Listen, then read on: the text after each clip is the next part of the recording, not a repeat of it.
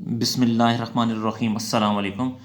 Dear student, आज हम D com part 1 की जो फाइनेंशियल अकाउंटिंग की बुक है गुल अमीर मलिक साहब की, उसका जो चैप्टर नंबर 4 है जनरल जर्नल, उसका एक्सरसाइज नंबर 9 आज हम हल करने जा रहे हैं।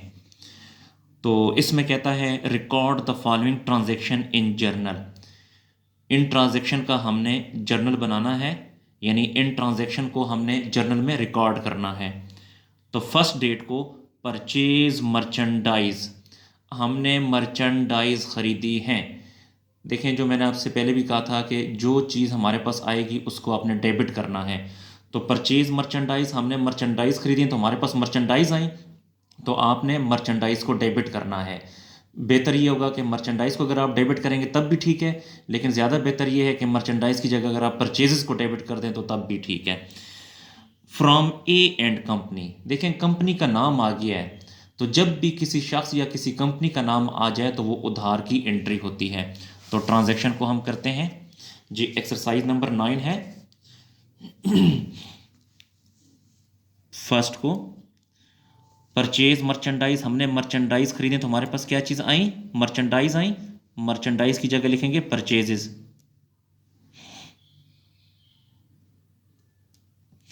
परचेजेस अकाउंट डेबिट, हमने मर्चेंडाइज खरीदी है ए एंड कंपनी से, तो हमने परचेजेस की है ए एंड कंपनी से। तो देखें ये उधार की एंट्री है, तो जब भी हम कोई चीज़ उधार पे खरीदें तो हमने पैसे देने होते हैं। देने वाले पैसों को क्या कहते हैं? Account payable. तो इसका मतलब क्या है कि हमने परचेजेस की है ए एंड कंपनी से उधार पे 5000 की, तो यहाँ पे लिखें 5000 डेबिट हो जाएगा और 5000 क्रेडिट हो जाएगा जी। अब इसको क्लोज करते हैं एंट्री को, और फिर इसकी नरेशन लिखते हैं। एंट्री को क्लोज करें जी। अब इसकी नरेशन लिखते हैं। जो ट्रांजैक्शन आपको बताई जाती है वो ही लिख दिया करें, तब भी ठीक है। Purchase merchandise from A and company जी। ये हमने तफसील लिख दिया है कि purchase merchandise from A and company, हमने अशिया परचेज की है ए एंड कंपनी से जी। दूसरी ट्रांजैक्शन है 5 तारीख को return merchandise to A and company.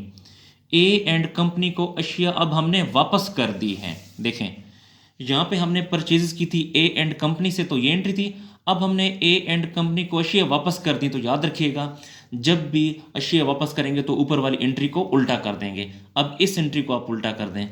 5 तारीख यहाँ पे लिखें, ये ए and company account payable credit है तो डेबिट कर दो।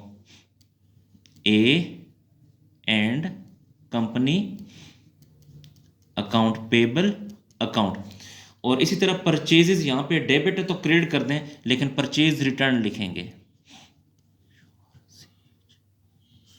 परचेज रिटर्न अकाउंट, हमने अशिया वापस की हैं 250 की, तो यहाँ पे आ जाएगा 250 डेबिट और 250 क्रेडिट हो जाएगा जी। यहाँ पे इसको भी आप क्लोज करें, और फिर क्लोज करने के बाद इसकी नरेशन लिखेंगे।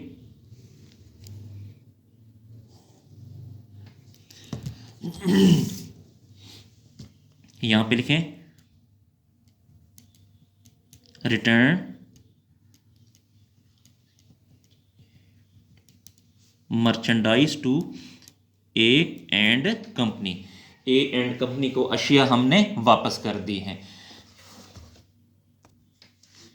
जी। नेक्स्ट एंट्री नंबर 9 है sold merchandise to Z and company 9000 जी। मैंने आपसे कहा था कि जब भी लफ्ज सोल्ड या सेल आ जाए तो आपने सेल को हमेशा क्रेडिट करना है, तो यहाँ पे हम सेल को क्रेडिट कर देंगे।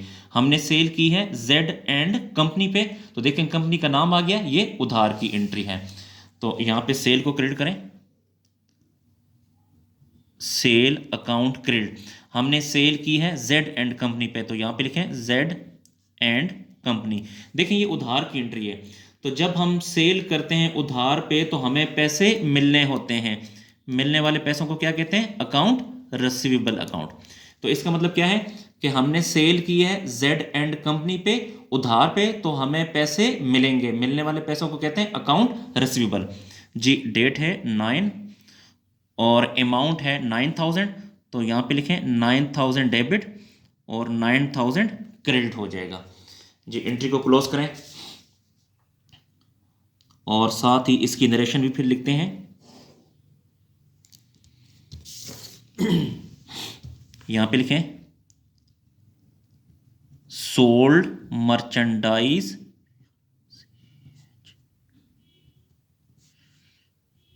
टू जेड एंड कंपनी, हमने सेल की है जेड एंड कंपनी पे।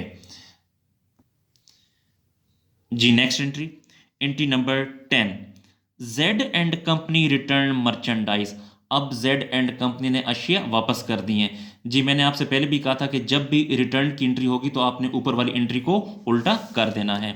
तो ये वाली जो एंट्री है, हमने यहाँ पे सेल की थी जेड एंड कंपनी पे, अब जेड एंड कंपनी ने अशिया वापस कर दी है, तो इस एंट्री को आप उल्टा कर दें। कैसे? ये देखें, Z and company account receivable debit है तो क्रेडिट कर दें। यहाँ पे लिखें Z and company account receivable account, ये सेल यहां पे क्रेडिट है तो इसको डेबिट कर दें, लेकिन sale return, sale return account. जी डेट है 10 और अशिया वापस हुई है 900 की, तो यहां पे लिखें 900 डेबिट और 900 यहां पे क्रेडिट हो जाएगा। जी एंट्री को क्लोज करें अभी।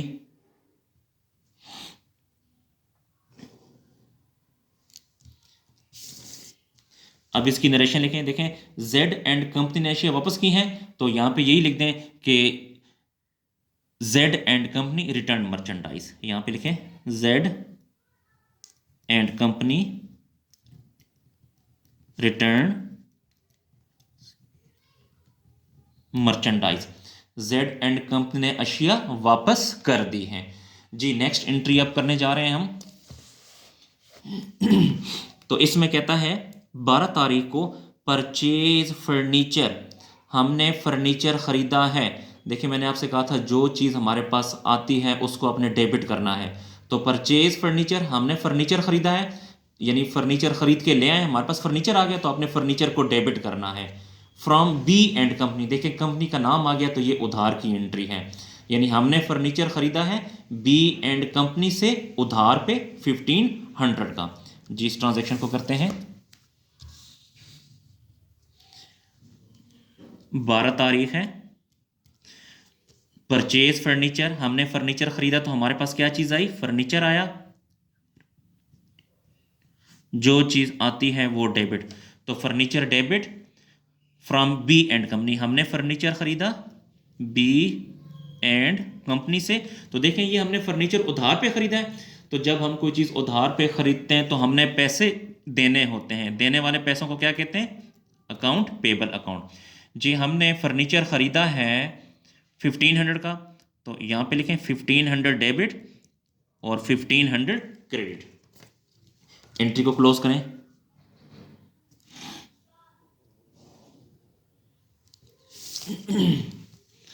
और नरेशन लिखें purchase furniture from B and company, purchase furniture from B and company, हमने फर्नीचर खरीदा है बी एंड कंपनी से। जी उसके बाद 21 तारीख को नेक्स्ट ट्रांजैक्शन है। नेक्स्ट ट्रांजैक्शन में कहता है सोल्ड। जी मैंने आपसे कहा था जब भी लफ्ज सेल या सोल्ड आ जाए तो आपने सेल को क्रेडिट करना है। Sold merchandise to Y and sons, हमने सेल की है वाई एंड सन्स पे, तो देखें ये भी उधार की एंट्री है। तो जब भी लफ्ज सेल या सोल्ड आ जाए, सेल हमेशा क्रेडिट होती है, तो सेल को क्रेडिट कर दें, सेल अकाउंट क्रेडिट। जी मैं एंट्री दोबारा पढ़ देता हूँ कि sold merchandise to Y and sons, तो सेल हमेशा क्रेडिट होती है, ये सेल हमने की है वाई एंड सन्स पे। तो देखें वाई एंड सन्स ये कंपनी का नाम है, बंदे का नाम है, शख्स का नाम है, तो जब भी किसी एंट्री में किसी शख्स या कंपनी का नाम आ जाए तो वो उधार की एंट्री होती है। तो हमने सेल की है वाई एंड सन्स पे उधार पे, तो हमें पैसे मिलेंगे, मिलने वाले पैसों को क्या कहेंगे, अकाउंट रिसीवेबल। अब इस एंट्री को क्लोज करें।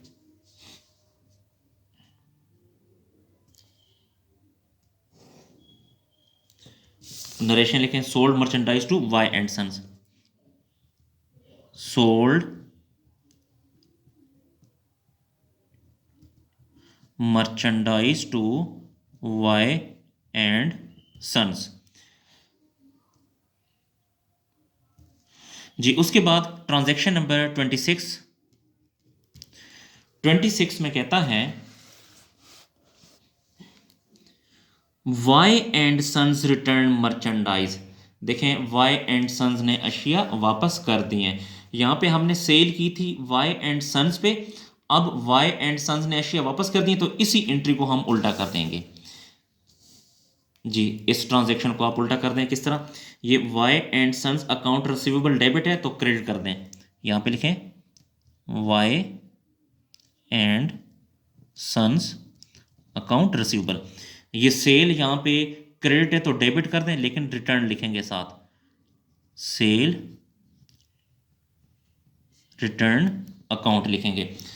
अब इस एंट्री को हमने क्लोज करना है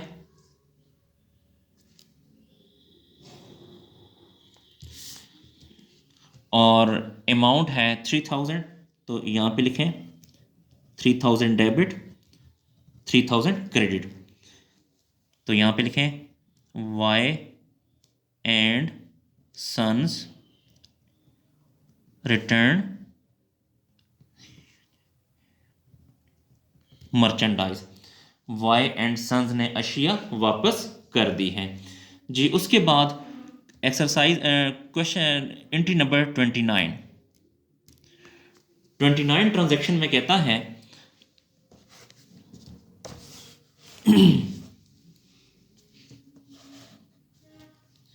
29 में परचेज मशीनरी, हमने मशीनरी खरीदी है। तो देखें हम बाज़ार गए हैं, वहाँ से मशीनरी ख़रीद के ले आए हैं, हमारे पास क्या चीज़ आई, मशीनरी आई। तो जो चीज़ आती है वो डेबिट, मशीनरी को हम डेबिट कर देंगे। फ्रॉम असलम मशीनरी स्टोर, देखें ये असलम मशीनरी स्टोर ये कंपनी का नाम है, कारोबार का नाम है। जब भी किसी एंट्री में नाम आ जाता है तो वो उधार की एंट्री होती है। तो हमने मशीनरी खरीदी किससे, असलम मशीनरी स्टोर से। तो हमने मशीनरी खरीदी, हमारे पास क्या चीज़ आई, मशीनरी, तो मशीनरी अकाउंट डेबिट। मशीनरी हमने परचेज की है असलम मशीनरी स्टोर से, तो यहां पे लिखें असलम मशीनरी स्टोर से। तो ये उधार की एंट्री, तो यहां पे साथ अकाउंट पेबल भी लिखेंगे कि हमने मशीनरी खरीदी है असलम मशीनरी स्टोर से उधार पे, तो हमने पैसे देने हैं, देने वाले पैसों को क्या कहते हैं, अकाउंट पेबल।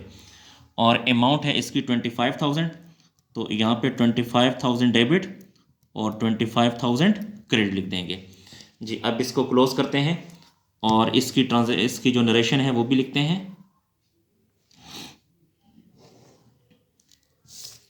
तो यहाँ पे लिखें purchase machinery, purchase machinery from Aslam machinery store से। जी उसके बाद लास्ट ट्रांजैक्शन है। तो लास्ट ट्रांजैक्शन में यहाँ पे ज़रा मैं ये आपको समझा दूँ, आखिरी वाली एंट्री सोल्ड मर्चेंडाइज। जब भी लफ्ज़ सेल या सोल्ड आ जाए तो आपने सेल को हमेशा क्रेडिट करना है। Sold merchandise to M and company for cash. जी बच्चों यहाँ पे इस एंट्री को ज़रा समझें कि अगर ये सिर्फ लिखा होता, ये कैश लफ्ज़ यहाँ पे ना होता, इस तरह होता कि sold merchandise to M and company for 2000, तो फिर मैं क्या करता, सेल हमेशा क्रेडिट होती है, हमने सेल को क्रेडिट कर दिया और M and company account receivable को डेबिट करते। लेकिन बच्चों अब यहाँ पे लफ्ज़ कैश आ गया है, तो इसका मतलब ये है कि ये नकद एंट्री है। अब हम क्या करेंगे कि सेल को क्रेडिट करेंगे और कैश को डेबिट करेंगे, एम एंड कंपनी को डेबिट नहीं करेंगे क्योंकि ये उधार की एंट्री नहीं है। अगर ये लफ्ज़ कैश ना होता तो फिर ये उधार की एंट्री होती। तो चूंकि अब ये लफ्ज़ कैश आ गया तो ये उधार की एंट्री नहीं है, तो सेल को क्रेडिट करेंगे और कैश को डेबिट कर देंगे। जी तो डेट है 31, यहाँ पे 31 डेट लिखें और सेल को क्रेडिट कर दें। और हमने सेल की है कैश पे, तो कैश को डेबिट कर देंगे, क्योंकि आम रूटीन में भी जब हम सेल करते हैं तो चीज़ें हम बेचते हैं, तो जिस पे बेचते हैं वो हमें कैश देता है, तो हमारे पास क्या चीज़ आई, कैश आई। 2000 की, तो यहाँ पे लिखें 2000 डेबिट और 2000 क्रेडिट हो जाएगा यहाँ पे। और यहाँ पे लिखें sold merchandise for cash, sold merchandise for cash. जी डियर स्टूडेंट, हमारा जो क्वेश्चन है वो कंप्लीट हुआ। डियर स्टूडेंट, अगर आपको मेरी वीडियो पसंद आ रही है तो मेरे चैनल को लाजमी सब्सक्राइब करें और लाइक भी करें ताकि मेरी हौसला अफजाई हो। और अगर फाइनेंशियल अकाउंटिंग में या किसी भी सब्जेक्ट में आपको कहीं पे भी कोई मसला होता है, या फाइनेंशियल अकाउंटिंग में या इस सोल्यूशन में अगर कोई पॉइंट आपको समझ नहीं आता, तो आप कमेंट सेक्शन में जाकर मुझसे पूछ सकते हैं। जी डियर स्टूडेंट, जब भी आप वीडियो को देखते हैं तो कोशिश करें वीडियो को जूम करके देखा करें।